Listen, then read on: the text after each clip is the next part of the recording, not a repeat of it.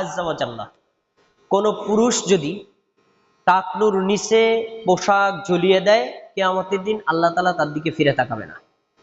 এই প্রসঙ্গটা কার? পুরুষের। তখন একজন মহিলা বলছে, ফাকালাত উম্মে সালামা ইয়া রাসূলুল্লাহ, রাসূলের স্ত্রী উম্মে সালামা বলছেন, আল্লাহ রাসূল, ফাকাইফা তাসনাউন নিসাউ বিদুয়ুলিহিন্না, পুরুষ টাকনু খোলা রেখে নামাজ পড়বে বা টাকনু খোলা রেখে পোশাক পরবে, এটা বুঝলাম। নারীদের বিধান কি বলেন দি, নারীরা কি করবে? তখন কলা তুরখিনাহু শিবরান, নারীরা টাকনু থেকে 1 বিঘা নিচে পোশাক পরবে। খেয়াল করে শোনেন, এই যে টাকনু, এই যে টাকনু থেকে 1 বিঘা এতটুকু লম্বা পোশাক হবে, তার মানে পা ঢেকে গেছে। আচ্ছা, এখন ওই মহিলা বলছেন, মানে রাসূলের স্ত্রী, তিনি বলছেন, ইয়া রাসূলুল্লাহ, ইদান তানকাশিফা আকদামুহুন্না, 1 বিঘা যদি টাকনুর নিচে দেয়, দাঁড়িয়ে থাকলে পা ঢাকা থাকবে, কিন্তু যদি হাঁটা চলা করে তত পা বের হয়ে যাবে। এই বিধান কি? তখন রাসূল সাল্লাল্লাহু আলাইহি ওয়াসাল্লাম, তুরকিনাহু যিরাআন, যদি সে বাইরে রাস্তায় বের হয়, হাঁটা চলা করে, তাহলে সে এই টাকনু থেকে 1 হাত লম্বা ঝুলায় পোশাক পরবে।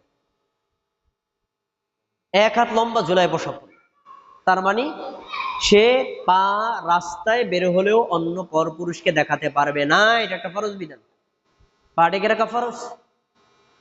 আচ্ছা, এরপরে আপনাদের প্রশ্ন আছে, আমি প্রশ্ন করে তারপর উত্তর দিয়ে দেবানি। আচ্ছা, এখন প্রশ্ন হলো, যদি একজন নারী এই যে মানে টাকনুর নিচে 1 হাত বা 1 বিঘা পোশাক পরে মসজিদে নামাজ পড়তে আসে, তো মসজিদের রাস্তায় তো আসার সময় গোবর থাকতে পারে, ময়লা থাকতে পারে, পেশাব থাকতে পারে, পায়খানা থাকতে পারে, তখন সে মসজিদে আসলে পোশাক তো আবার বানাইতে পারবে না, ও পোশাকে নামাজ পড়বে কেমনে?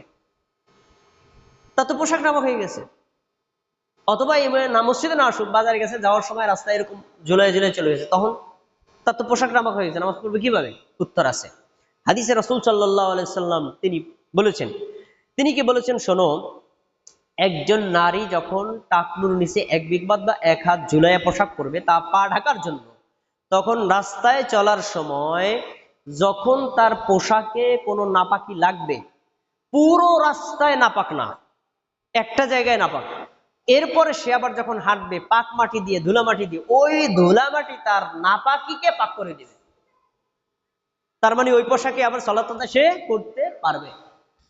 এত কিছুর পরেও আল্লাহ রাসূল কিন্তু বলছেন না, যেহেতু রাস্তায় ময়লা থাকতে পারে, তা ঠিক আছে, না টাকনু নিচে পরার দরকার নেই, এ কথা কিন্তু বলছেন না, তার মানে ঢেকে রাখতে হবে। আমরা যদি বিধানটাকে আরো সহজ করে বলি, না টাকনুর নিচে 1 হাত 1 বিঘা করলে এটা চলাফেরাও সমস্যা, তাহলে সহজ করেন, আপনি আপনার স্ত্রীকে, আপনার কন্যাকে, আপনার মাকে, আপনার বোনকে, তাকে বলেন যে পাতলা পা মোজা পাওয়া যায় সেটা পরেন।